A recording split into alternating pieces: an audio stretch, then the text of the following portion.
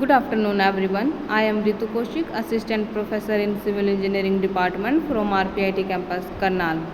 Today is our topic expansion cement. What is this?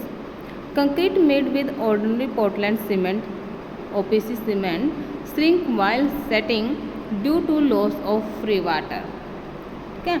Concrete also shrink continuously for large time. This is known as drying shrinkage.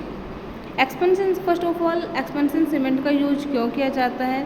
क्योंकि जब आपकी concrete shrink होना start हो जाती है, ठीक है, तो उसकी वॉल्यूम को इंक्रीज करने के लिए हम एक्सपेंशन सीमेंट का यूज करते हैं। Expansion cement when mixed with water form a paste that after setting tends to increase in volume to a significantly greater than PC paste.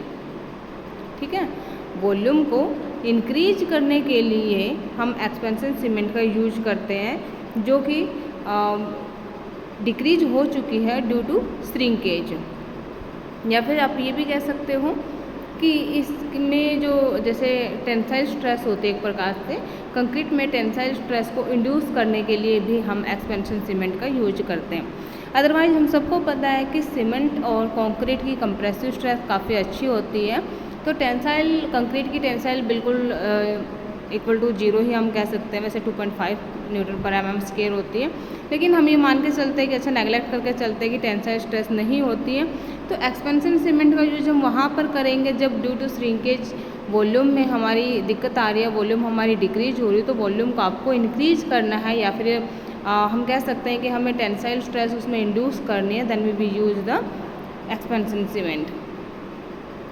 Next है हमारे पास पॉलीमर कंक्रीट। पॉलीमर कंक्रीट में क्या होता है? Polymer concrete is the composite material made by fully replacing the cement hydrate binders of conventional cement concrete with polymer binders. ठीक है, क्या करते हैं? कंक्रीट आपने नॉर्मली पढ़ा है, it is the artificial material which is the combination of cement, sand and aggregate. अगर आप सीमेंट को रिप्लेस करके उसकी जगह आप पॉलीमर यूज कर रहे हो, that is known as the polymer concrete. Polymer concrete is an aggregate bound with a polymer binder instead of Portland cement. Clear?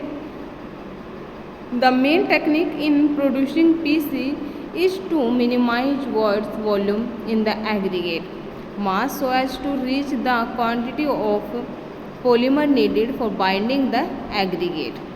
This is achieved by properly grading and mixing the aggregate to attain the maximum density and minimum voids volume. Clear है? PC की जगह Portland cement की जगह आप polymer use करो, that is known as the polymer cement concrete. और इसमें next में हम क्या कहेंगे कि इसकी वजह से क्या होता है, this is achieved by properly, जब आप इसकी अच्छे से मिक्सिंग कर देते हो एग्रीगेट के साथ, तो डेंसिटी आपको अच्छी प्राप्त होती है, मैक्सिमम डेंसिटी होती है, जो वॉइड्स होते हैं वो मिनिमम होते हैं। ठीक है, मिनिमम वॉइड्स वॉल्यूम। नेक्स्ट रहेगा हमारे पास advantage of polymer concrete. First one,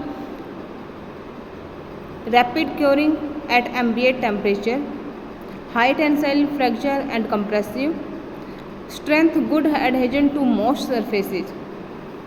adhesion means जब दो डिफरेंट पार्टिकल्स आपस में जॉइंट होते हैं तो दैट इज़ द adhesion। तो adhesion प्रॉपर्टीज की काफ़ी अच्छी होती है।